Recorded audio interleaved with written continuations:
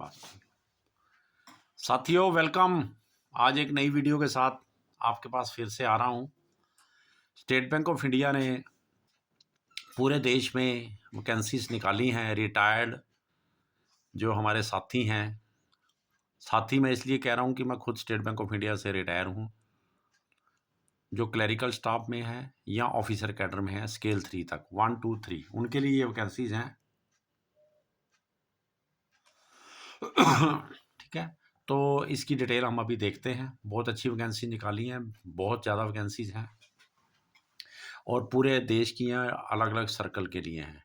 Online registration की जो date है वो 22/12/2022 से लेकर 10/1/2023, मीन आज 22 तारीख है।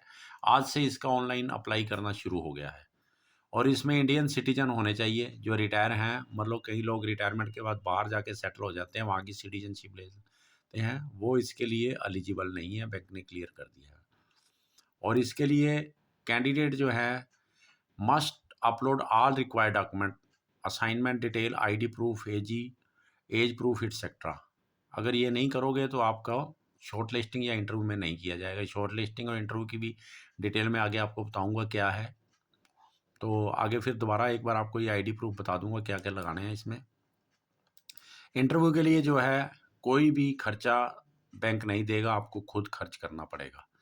इसके लिए उन्होंने बता दिया है कि all revision corrigendum if any will be hosted in the bank career website only. ये वेबसाइट यहाँ पे दिखाई गई हैं, बैंक.sbi कैरियर, ये www.sbi.co.in कैरियर। तो इन पे जाके आप देख सकते हैं, कभी भी यहीं इसी के ऊपर आपने अप्लाई करना है। और ये डिफरेंट वैकेंसी सर्कल वाइज दी हुई हैं। ये स्केल 1 की दिखा रहा है, GMGS1 का।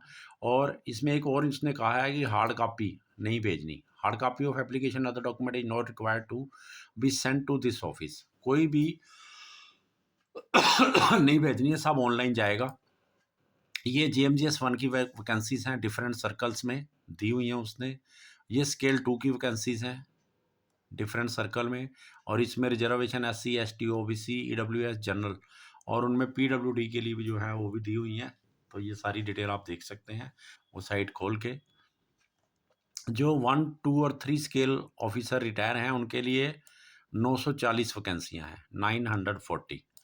और जो हमारे साथी क्लरिकल से रिटायर हुए हैं उनके लिए 498, 498। तो टोटल जो हैं इसमें 1438 वैकेंसियाँ निकाली हैं। बहुत वैकेंसी हैं पूरे कंट्रीज़ में। तो आप स्टेट वाइज, डिस्ट्रिक्ट वाइज जो भी है पूरी इसमें डिटेल दी हुई है, वो आप चेक कर सकते हैं। तो इसके अलावा जो इम्पोर्टेंट और कंसेप्ट है, प्लेस ऑफ पोस्टिंग, एंगेज्ड और retired officer staff will be deployed at CPC, regional office, AO administrative office, ATC, assets tracking centre और any other office location establishment as decided by the local LHO concern. जिस LHO में के लिए आप apply करेंगे या उसके लिए प्रेफरेंस मांगेगा वो, तो उसमें से के लिए ही आपको लगाया जाएगा।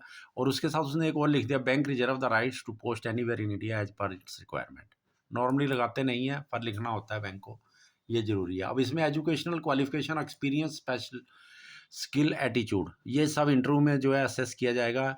क्योंकि बैंक के सब रिटायर हैं, इसने पहला पॉइंट एजुकेशनल दे दिया, कोई एजुकेशनल क्वालिफिकेशन नहीं चाहिए, जो भी आप पास हैं पहले से वही चाहिए। Experience, the retired personal should have sufficient work experience and overall performance, professional competence in the relevant area। इसमें क्या है, आगे रेलिवेंट एरिया क्या है, आपको लोन डॉक्यूमेंट्स दिए जाएंगे या उसकी लिस्ट दी जाएगी, आपने कॉल करना है और रिकवरी के लिए प्रोसेस करना है। जहाँ पर भी आपको बैंक डिप्लॉय करेगा वहाँ पर आपको बैठ के, या जहाँ भेजेंगे किसी ब्रांच में या ऑफिस में, जहाँ भी वो ठीक समझेंगे, आपको डेली वो करना है। इस पर एक वो सिस्टम होता है, उसमें साथ साथ फीड भी करना होता है। Special skill aptitude, the retired personal should possess the special skill aptitude quality as per the requirement of the post. ठीक है जी, तो ये है इसमें। तो जो भी आपने किया बैंक में, हम लोग यही करते रहे हैं सारी ज़िंदगी, क्योंकि मैं खुद स्केल 3 रिटायर हूँ बैंक से, तो कोई इसमें दिक्कत नहीं होती है, बड़ा इजी काम है। एलिजिबिलिटी क्राइटेरिया जो भी इसमें लिया जाएगा एज ऑन 22/12/2022 एज का ही है मेन। तो एज जो है वो age on 22/12 should be 63 year, इससे कम होनी चाहिए, इससे ज़्यादा नहीं होनी चाहिए। तो ये लगा लीजिए। और इसमें उसने क्लियर लिखा है कि जो ऑफिसर रिटायर्ड हुए हैं सुपर एनुएशन पे एट द एज ऑफ 60 वो एलिजिबल है।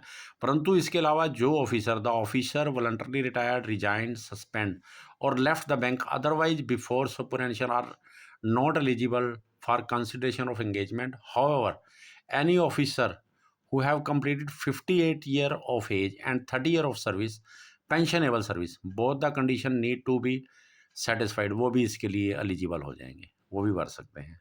परंतु 60 के बाद, मान लो एक 58 में रिटायर हुआ है और 30 साल की एज है, अगर उसकी एज 60 से कम है अभी तो वो एलिजिबल नहीं होगा। तो ये वैकेंसीज आ रही हैं और इसमें जो इनका पीरियड होगा the engagement shall be up to the maximum age of 65 year subject to the satisfactory performance and renewal of contract as such maximum age as on the date of advertisement 22/12/2022 should be 63, 63 से ऊपर नहीं होना चाहिए। ठीक है जी। इसके बाद उसने एक और क्लियर किया है, ये बड़ा पॉइंट इंपॉर्टेंट है क्योंकि मैं बाद में डिस्कस करूँगा आपको, अभी ये पढ़ने के बाद।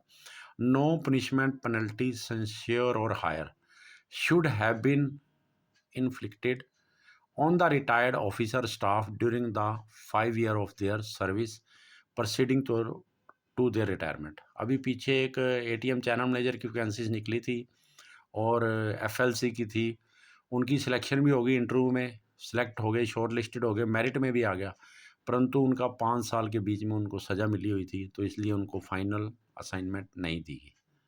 तो आप ये पहले से चेक कर लेना, अदरवाइज क्यों अपना समय ख़राब करना। ठीक है जी। तो आगे एक और पॉइंट दिया उसने, the retired officer staff of SBI and associate bank with unblemished service record who retired as clerical और in the scale 1, 2 and 3 shall be consider for engagement for the above position. तो इसके लिए bank काफ़ी serious रहता है क्योंकि जो पहले ही निकम्मे हैं उनको दोबारा बैंक नहीं रखना चाहता। सीधी सी बात है, मैं खुद बैंक से रिटायर्ड हूँ, तो फिर उन्होंने आगे बोझ डालना है बैंक पे, परेशानी करनी है, तो वो कहते राम राम भाई, अपने घर ही बैठो जाके। ठीक है। तो सर्विस रूल द एंगेजमेंट जो है, जो करेंगे जिनको, वो उनके ऊपर एसबीआई ऑफिसर रूल नहीं लागू होंगे, वो एक एज ए कॉन्ट्रैक्ट बेसिस पर ही रहेंगे। पीरियड ऑफ एंगेजमेंट, ये बहुत अच्छा इसने लिख दिया, the contract will be for a period of minimum 1 year and maximum 3 year और retired officer staff attaining age of 65 years whichever is earlier, subject to quarterly review of performance of the official in HRMS. ये HRMS में दोबारा से आपका एक password बनेगा, जैसे bank में थे आप सर्विस करते थे, इसके लिए नवा एक पीएफ नंबर मिलेगा आपको और उसमें सारी परफॉर्मेंस आपको डेली डालनी पड़ेगी, उसको क्वार्टरली वो कहते हैं रिव्यू होगा, नहीं होगा तो राम राम कर देंगे। क्योंकि इस बार इन्होंने जितने बंदे लेने हैं उससे उतने ही बंदे उन्होंने एक वेटिंग लिस्ट में रखने हैं, वो आगे मैं आपको क्लियर करूँगा। तो टर्मिनेशन ऑफ कॉन्ट्रैक्ट जो है वो दोनों में से कोई भी पार्टी, बैंक या ऑफिसर या ऑफिशियल जो भी लगा, वो 30 डेज का नोटिस दे के छोड़ सकता है या उसके बराबर सैलरी दे के। ठीक है जी। तो आगे एक और इम्पोर्टेंट है selection process for fresh engagement. इसके लिए पहले शॉर्ट लिस्टिंग होगी, जो भी लोग अप्लाई करेंगे वो शॉर्ट लिस्ट किया जाएगा। ये शॉर्ट लिस्टिंग का इसलिए है कि अगर बहुत ज़्यादा लोग अप्लाई कर दें तो फिर वो शॉर्ट लिस्टिंग करते हैं, नहीं तो नॉर्मली सबको ही कॉल कर लेते हैं वो इंटरव्यू पे। इंटरव्यू जो है वो 100 नंबर की होगी, उसी के बेस पर आपकी मेरिट लिस्ट बनेगी। जो सबसे ज़्यादा नंबर लेगा उसको सबसे पहले कॉल किया जाएगा और एज पर देयर चॉइस जो सेंटर उसने मांगा है वो उसको दिया जाएगा। ठीक है जी। और अगर मैक्सिमम नंबर के बाद जो नीचे जो कट ऑफ है उसके ऊपर अगर एक से ज़्यादा कैंडिडेट आ जाते हैं तो उसने लिखा है कि जो एज है असेंडिंग आर्डर में, ठीक है जी, डिसेंडिंग आर्डर में एज को वो कर लेंगे और जो सबसे बड़ा होगा उसको वो लगा देंगे। इसमें एक और वर्ड उसने लिखा है, out of the totally selected candidate up to 50% of the candidate shall be engage immediately. और उसके बाद उनका अगर किसी की परफॉर्मेंस ठीक नहीं होगी क्वार्टरली करके तो उनको हटा देंगे और नेक्स्ट कैंडिडेट्स को वो कॉल कर लेंगे। ठीक है जी। तो उसने एक और कर दिया, merit list will be drawn state wise, circle wise, category wise and preferably the candidate will be posted in the state circle for which they are applying in the event of their selection and will not be entitle for inter circle transfer. उनको बाद में transfer नहीं किया जाएगा। Inter circle transfer या वो नहीं होगी जो बैंक में हम अपने लिए करते थे जब सर्विस में होते थे, पर वो रूल यहाँ पे लागू नहीं होगा। ठीक है जी, okay. Leave during a year जो कॉन्ट्रैक्ट होगा 30 डेज़ की लीव ले सकते हैं आप लोग। अब आ गया रेम्यूनरेशन, पैसे क्या मिलेंगे। तो स्केल जो है क्लरिकल है उसको 25,000 रुपया बैंक देगा, और जो स्केल 1 है उसको 35, स्केल 2 एंड 3 को 40, क्योंकि जो अदर वैकेंसीज निकलती हैं उसमें 4 एंड 5 एलिजिबल होते हैं, पर इसमें अप टू स्केल 3 है। 4 को इस टाइम वैसे आपको बता देते हैं, स्केल 4 को 45 दे रहे हैं और स्केल 5 को 60,000। ठीक है जी, इसके अलावा कुछ नहीं मिलना, सिर्फ यही मिलना है आपको, लंप सम में मिलेगा। कोई भत्ता नहीं, कोई वो नहीं है, कुछ नहीं है। अब रोल एंड रिस्पॉन्सिबिलिटी, ये बड़ा इंपॉर्टेंट है। इसके लिए बहुत छोटी सी रिस्पॉन्सिबिलिटी उन्होंने दी है। The retired officer staff are expected to call and record in LAMS, loan account management system. उसमें उनको डेली रिकॉर्ड करना पड़ेगा, मिनिमम 100 बोरोवर्स को जो है उनको कॉल करना पड़ेगा डेली, और साथ साथ में वो उस पर एंटर करते रहेंगे, और उसी की यही इनकी परफॉर्मेंस होगी। और बैंक ने बड़ा क्लियर किया है कि उसको बड़ा पोलाइटली बोलना पड़ेगा, जिससे कि बैंक की जो रेपुटेशन या इमेज है वो टार्निश ना हो, ख़राब ना हो। तो यही ड्यूटी होगी हमारी, और उससे ज़्यादा भी, 100 से ज़्यादा भी दे सकते हैं। तो अप्लाई करने के से पहले ये सोच लीजिए कि आपको डेली ऑफिस में भी जाना है, और ड्यूटी आवर्स उन्होंने लिख दिया हुआ है, retired officer shall will follow the normal working hours as applicable to the serving official और एज रिक्वायर्ड। तो ये ध्यान से देख लेना मेरे भाइयों, क्योंकि कहीं ना कहीं होते हैं भगत, होते हैं वो लेट लेट तक बैठते हैं, वो दूसरों के लिए प्रॉब्लम करते हैं। जब उसने सर्विंग ऑफिशियल मीन मतलब वही शाम 5 साढ़े 5 बजे तक बैठना है, पर मैंने प्रैक्टिकली देखा है कहीं भगत है हमारे, हमारे टाइम भी होते थे, अब भी होंगे, और रिटायरमेंट के बाद भी वो भगत ही रहते हैं। मेरा मतलब रात लेट तक बैठे रहना, उससे दूसरों को भी परेशानी होती है। और इनका जो डेजिग्नेशन होगा वो होगा कलेक्शन फैसिलिटेटर्स, और आपको एक आइडेंटिटी कार्ड भी दिया जाएगा, a suitable identity card will be issue. तो इसके लिए अब अप्लाई कैसे करना है, उसके लिए साइट दी हुई हैं 2, इनके ऊपर आप जाके अप्लाई कर सकते हैं ये। ठीक है जी। और जो डॉक्यूमेंट हैं ये पहले से तैयार रख लेना, क्योंकि सिस्टम ना कई बार थोड़ी देर चलने के बाद रुक जाता है, जब आपको वेट करना पड़ता है। Recent photograph, signature, brief particular of the experience of last 10 year. अगर इसमें जगह कम हो तो आप अलग से शीट भी लगा सकते हैं, PDF में लेना है ये। और ID प्रूफ, आपका आधार कार्ड एटसेट्रा, या डेट ऑफ बर्थ के लिए आप मैट्रिक का सर्टिफिकेट लगा दें। उसके बाद EWS caste certificate, SC ST OBC PWD if applicable, वो भी पहले से तैयार रखें। या इसके अलावा और कोई अपनी बात आप कहना चाहते हैं, कोई डॉक्यूमेंट लगाना चाहते हैं, वो भी लगा सकते हैं। तो इतनी की एडवर्टाइजमेंट है, बाकी डिटेल आप इसको खोल के पढ़ सकते हो।